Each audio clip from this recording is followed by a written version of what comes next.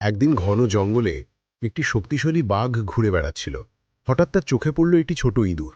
বাঘ ভাবল, এটাকে শিকার করা তো খুব সহজ হবে, তাই গোপনে পিছু নিতে লাগল। কিন্তু ইঁদুরটি খুবই চতুর। সে বুঝে গেল বাঘ তার পিছনে আছে এবং তাড়াতাড়ি ঝোপের ভেতরে লুকিয়ে রাখা একটা বোনা দড়ির ফাঁদের দিকে দৌড়ে গেল। বাঘ ইঁদুরটিকে ধরতে গিয়ে ঠিক সেই ফাঁদের ওপর পা রাখতেই জোরে ধপ করে দড়ি টেনে বাঘটিকে উল্টো করে ঝুলিয়ে ফেলল। বাঘ প্রচণ্ড লজ্জা পেল ও ভয়েও ছটফট করতে লাগল। ইঁদুরটি দূর থেকে দাঁত বের করে খুব খুব করে হাসতে লাগল। ঠিক তখনই পাশের গ্রামের দাদু কাঠ কেটেই ফিরছিলেন। তিনি বাঘকে ঝুলে থাকতে দেখে বুঝলেন বাঘটি বিপদে। দাদু সাবধানে ফাঁদের দড়ি খুলে বাঘটিকে নামিয়ে দিলেন।